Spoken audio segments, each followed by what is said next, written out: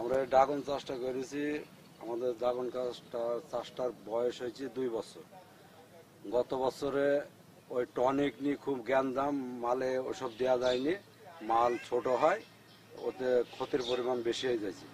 তারপরে এই বছরে অতিরিক্ত দাম কম, কিন্তু আমরা তো চাচ্ছি যে মানুষকে একটা সুন্দর জিনিস খাওয়াবো, টনিক দিলাম না। হ্যাঁ, কিন্তু অতিরিক্ত বর্ষার কারণে এগুনা পয়স ধরছি। হ্যাঁ, এ দেখেন অনেক ফুল কেন পচে গেছে। এখন আশা আছি যে সামনে বছরে যদি আল্লাহ দেয়, হ্যাঁ, বাজার যাই হোক না কেন, মানুষ তো খাওয়া ধরে গেছে। বাজারে 100 টাকা 80 টাকা বাজার পালিয়ে চাষিদের 2-4 টাকা হবে, কিন্তু মালটা একটু মোটা করার ব্যবস্থা করে দিতে হবে। হ্যাঁ, মানে আমাদের সরকার দরকার হলে সারাম জিনিস তৈরি করুক, ইন্ডিয়ান জিনিস দেওয়ার দরকার নেই।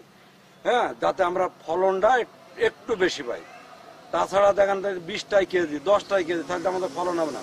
ম্যাক্সিমাম 4 থেকে 6টাই কেজি হইতে হবে, তাহলে আমাদের পুষে যাবে, সাধারণ মানুষও খেয়ে তৃপ্তি পাবে। হ্যাঁ, তো বর্ষার কারণে আমরা অনেক ক্ষতিগ্রস্ত। তারপরেও আশা রাখি যে সামনে বর্ষা কেটে যাবে, ফলন ইনশাল্লাহ মোটামুটি ভালোই হয়েছে।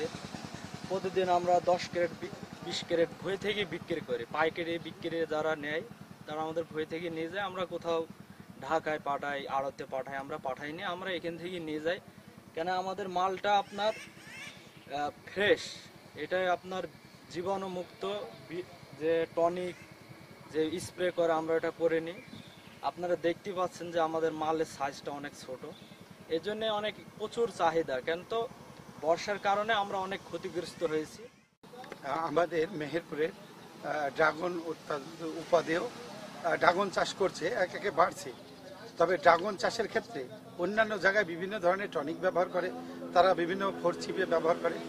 তো আমাদের কৃষকদের বলছি যে ফোরচিপিয়ে ব্যবহার না করে বা টনিক ব্যবহার না করে ন্যাচারালভাবে আবাদ করে এর মানটাকে ঠিক রাখলে যাতে ভোক্তারা ভালো জিনিস পায় এবং এর চাহিদা থাকে।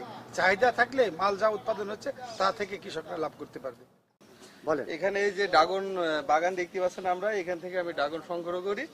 আর এখানে প্রাকৃতিক নিয়মে ড্রাগনগুলো উৎপাদন হয়, এই জন্য একটু দর বেশি দিয়ে কিনি। আর আবহাওয়ার কারণে ড্রাগনগুলো খুব একটু দুর্বল হচ্ছে, এই জন্য চাষির অনেক ক্ষয়ক্ষতি হয়েছে, আমাদের ব্যবসার জন্য একটু দুর্বল। এই ন্যাচারালগুলো সব থেকে ছোটো মাঝারি হয়, এগুলোর দাম একটু বেশি। তা আমাদের এখনকার মানুষ বোঝে না, বড় টনিক মারা যেগুলো আছে ওগুলো কিনে খায়, ওগুলো একটু দাম কম পাওয়া যায়। আর এগুলো আমাদের বেচা কেনা একটু কম, চাষির এখানে লস থাকছে প্রতিটা ক্ষেত্রে। আমরাও বেশি লাভবান হতে পারছি।